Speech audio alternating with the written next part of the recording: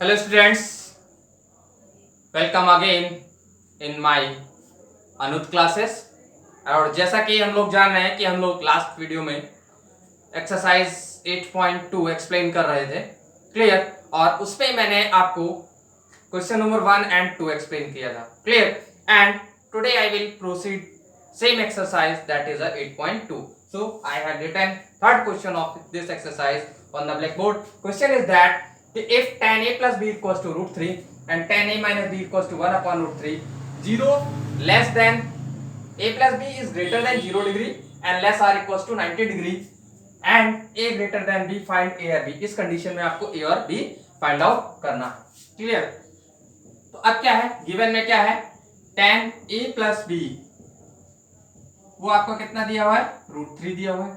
अभी tan a plus B, tan में जो √3 वैल्यू होती है वो किसकी होती है, tan 60 की वैल्यू होती है। और यहां से a प्लस बी की वैल्यू हमें कितनी मिल जाएगी, 60 डिग्री हो जाएगी। ये आपकी आ गई इक्वेशन नंबर फर्स्ट। सेकंड आपका दिया हुआ है tan a minus B equals to 1 upon √3, clear. और ये वैल्यू किसकी होती है, tan 30 की वैल्यू होती है। समझ लीजिए tan tan आपका कैंसिल हुआ, लेकिन कैंसिल नहीं होता है। होता क्या है, सिर्फ हम लोग एंगल्स को यानी कि दोनों ट्रिग्नोमेट्रिक रेशियो को कंपैरिजन किया और दोनों तरफ के एंगल्स आपस में इक्वल हो गए। तो यहां से हमें मिला a minus B is equal to 30 degree. ये आपकी हो गई सेकंड इक्वेशन। और इन दोनों इक्वेशंस को चाहे आप एलिमिनेशन मेथड या आप टर्मिनेशन सब्स्टिट्यूशन मेथड से सॉल्व कर सकते हैं। तो हमने क्या किया, यहाँ पे हमारा था a plus B is equal to 60 degree और यहाँ पे हमारा है a minus B is equal to 30 degree, clear. दोनों को रख के हमने क्या किया, एलिमिनेशन मेथड से सॉल्व कर दिया, क्लियर। तो जब ऐड करेंगे दोनों इक्वेशंस तो क्या होगा, ये b और b कैंसिल हो जाएंगे, तो बचेगा क्या, 2a is equals to 90 degree और यहां से a इज इक्वल्स टू कितना मिल जाएगा, 45 डिग्री, क्लियर। ये पहला ऑप्शन आ गया। अब a की वैल्यू हम लोग किस में यूज करेंगे, फ्रॉम फर्स्ट। तो फ्रॉम फर्स्ट से क्या है, a plus B is equals to कितना था, 60 degree and then 45 plus b is equals to 60 degree and then b is equals to 60 minus 45 that is 15 degree. आपका आंसर आ जाएगा, a आया 45 और b हो गया 15। ओके, फटाफट नोट करिए। Okay students, fourth question that is it is the last question of exercise 8.2 और question क्या कह रहा है कि state the following are true और फॉल्स, यानी या सही है या गलत, मतलब सत्य है या असत्य, और अगर है तो उसके लिए आपको जस्टिफिकेशन यानी कि आपको एक्सप्लेनेशन भी देना है, क्लियर। तो मैंने पहले 3 पार्ट्स लिखे हैं इस पे। सबसे पहला पार्ट क्या कह रहा है कि sine a plus B equals to sine a plus sine B होता है क्या। तो इसके लिए इसका प्रूफ करने के लिए हमें कुछ वैल्यूज लेट करनी पड़ेंगी। मान लिया मैंने यहाँ पे a is equals to 60 degree है और b इक्वल्स टू मैंने मान लिया 30 डिग्री, क्लियर। अब LHS को सॉल्व किया तो क्या आएगा, साइन a प्लस बी यानी 60 प्लस 30 वो हमें क्या देगा, साइन 90, और साइन 90 की जो वैल्यू होगी वो क्या होती है, 1। अभी RHS जब हम सॉल्व करेंगे तो वो क्या देगा, साइन 60 प्लस साइन 30। साइन 60 की वैल्यू होती है √3/2 और ये होती है 1/2। तो ये आंसर हमें क्या देगा, √3 प्लस 1/2। √3 की वैल्यू होती है 1.732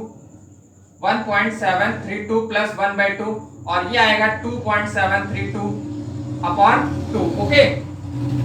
देन अगर इसको सॉल्व करोगे तो ये डज नॉट इक्वल्स टू 1 आएगा। तो इस कंडीशन में हमें क्या मिल गया कि LHS को जो वैल्यू है वो RHS के इक्वल नहीं है। तो ये आंसर इसका जो हो गया वो आपका फॉल्स हो गया, यानी कि ये नहीं होता है। Sine a plus B equals to sine a plus sine B नहीं होता है। कैसे, कोई भी वैल्यू लेके आप चेक कर सकते हो, a और b की डिफरेंट जब वैल्यूज आप लोगे तो आपको पता चल जाएगा कि ये नहीं होता है, क्लियर। बात समझ में आ गई। मान लिया आपने इक्वल भी वैल्यू ली तो ये कितना आएगा, 30 और 30 लिया तो 30 30 60 यानी कि साइन 60 यानी कि √3/2 आया। और यहाँ पे साइन 30 1/2, ये 1/2 यानी कि 1/2 1 आएगा, √3/2 और क्या 1 आपस में इक्वल होंगे, नहीं होंगे। कहीं कैसे भी करके आप सिंप्लीफाई कर सकते हो, या तो इक्वल वैल्यू मानो a और b की या डिफरेंट वैल्यू मानो, लेकिन ये पॉसिबल नहीं है, क्लियर। अब आते हैं सेकंड पार्ट्स पे। कह रहा है कि the value of sin theta increases as theta increases. Yes, it is true. Why, because we know that sin 0 की वैल्यू कितनी होती है, 0 होती है। फिर 30 पे जब जाते हैं हम लोग तो थोड़ा सा इंक्रीज किया 1/2 आया, क्लियर। फिर साइन 45 गए 1/√2 थोड़ा सा इंक्रीज हुआ, क्लियर। फिर साइन 60 गए तो ये हो गया √3/2 और इस तरीके से साइन 90 पे जब हम पहुंचते हैं तो वो हमें दे देता है 1। तो इस तरीके जैसे जैसे थीटा इंक्रीज करता है वैसे हमारा साइन की वैल्यू इंक्रीज करती है। ओके, अब आते हैं कॉस पे, यानी कि थर्ड पार्ट है वो कॉस के लिए। The value of cos theta increases, ये आपका क्या लिखा हुआ है, इंक्रीजेस लिखा हुआ है, इंक्रीजेस एज थीटा इंक्रीजेस, ये हो जाएगा फॉल्स। क्यों? क्योंकि जो कॉस में होता है वो साइन का उल्टा हो जाता है, यानी कॉस 0 की जो वैल्यू होती है वो 1 होती है, कॉस 30 की जो वैल्यू होती है वो √3/2 होती है, कॉस 45 इक्वल हो जाते हैं यानी कि 1/√2 हो जाता है, cos 60 1/2 और cos 90 यानी कि 0 हो जाता है, यानी साइन का उल्टा। तो इस कंडीशन यानी कि cos में क्या होता है, थीटा इंक्रीज करता है तो उसकी वैल्यू घटती है यानी डिक्रीज होती है। Okay, noted fast. Okay, fourth part, sine theta equal to cos theta for all values of theta, यानी कि थीटा की सभी वैल्यूज के लिए क्या साइन थीटा और कॉस थीटा की वैल्यूज इक्वल होती हैं? नहीं होती है। सिंपल सी बात है, आपको उस टेबल से भी आपने आइडेंटिफाई कर लिया होगा, तो इक्वल टू फॉल्स है। फॉल्स है, थोड़ा सा एग्जांपल ले लेते हैं। मान लो थीटा इक्वल टू आपका 30 डिग्री है तो sine 30 degree is equal to कितना होता है, 1/2 होता है, और जबकि cos 30 की जो वैल्यू होती है वो कितनी होती है, √3/2। 1/2 और √3/2 ये आपस में इक्वल नहीं है, क्लियर। आप इसकी वैल्यू फाइंड आउट करके देख सकते हो कि ये आपस में इक्वल नहीं आने, ये 0.5 आएगा और इसकी जो वैल्यू होगी वो 0.8 समथिंग आएगी, क्लियर। 0.8 पॉइंट कुछ आएगा, clear.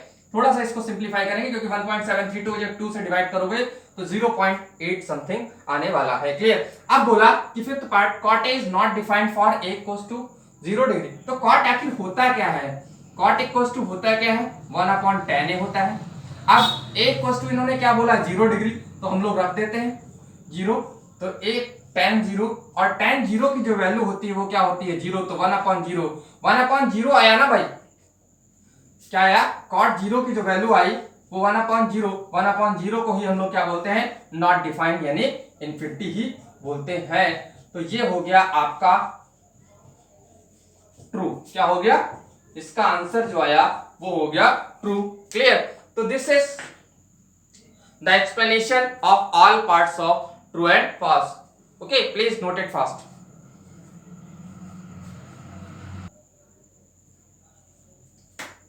Okay, my dear students, so by this explanation, that means after question number 4, your exercise 8.2 is completed right now, and in next video I will provide first introduction of exercise 8.3 and then explanation of exercise 8.3। तो फिर मिलते हैं next video में उसी energy के साथ और उसी बेस्ट से बेस्ट एक्सप्लेनेशन के साथ। Thank you, have a nice day.